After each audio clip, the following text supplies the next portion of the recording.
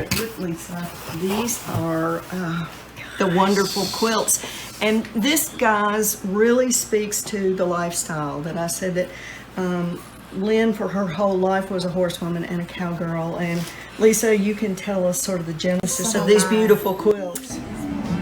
We found it in a sack out in New Mexico in Mom's storage, and it had been the bedspreads on my bed when I was a kid. They were all Mom's show ribbons, so every single ribbon on that blanket was sewn by a lady into a nice little bedspread. There were 2 beds in my bedroom. There were twin sets. They had the pillows made with the rosettes from the tops of the ribbons. That was one of the pieces that kind of got me right there. Still does. Look at these. It's all like Tennessee, which I think is super cool, right? But Lisa, these are all in the 70s after her hit with Rose Garden, Sure, so she was still doing the shows. Oh yeah, we were showing. I mean, I showed horses all the way through high school. In many ways, this is a record. It is. It's a material source of information of where she was and what she was doing. So this piece, while just used as a piece of bedding, is a marvelous historical piece. Okay. So this is a great box of boots that we. Oh, look at these! I've never seen these before. You haven't seen these? These were the ones that, well, they were lost for a while, and then they ended up coming back. I found them out there in New Mexico where she used to live. And now I've found a picture and everything. So these are Justins, right? I think they're they're the short Justins. And I found a picture in the 60s where she's wearing her nudie suit in these now. So now we got them back. These are beautiful. Look at these with ostrich. You had an old round toe too. That was kind of what. And the LA on there. Yeah. Lynn Anderson. These are great. And then here's some old gringos that she wore a lot of. So color, the pink. We've got to pull all these out and give them a little bit of love. But you can see all of these were very much working pieces. So you see where her hardware was in stirrups and riding, and these were beautiful pieces of art that she worked in. She wore these in horse shows? Yeah.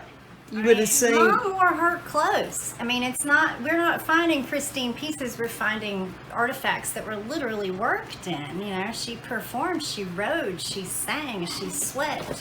She was a cowgirl. You know, I feel like it's neat to see the marks and the water stains because, she was not ashamed to wear these beautiful pieces. She worked for them and had them made. Designers wanted her to wear them. They were awesome pieces, like with the LA and the end stitch. And I mean, Carolyn, historically, what is the value of a pair of boots like this historically? It would be hard to say. It's if you look at it, it's a worn garment, but because it has a celebrity association, collectors would pay a good deal of that. I'm hesitant to put a dollar figure on it. If this were my pair of boots that were worn like this, you could get them, for next to nothing. But because they're obviously Lynn Anderson's, and we can go back and show that she worked in these, collectors. What is the cultural value? The cultural value, I think, of all of these dimensional pieces that we're going to show you today is these actually touched Lynn, and she worked in these, and they were a part of her working tools. All her clothes are just like, as much as a guitar or anything else, you'll see she was a beautiful woman, and she dressed the part, and she brought great glamour to her artistry.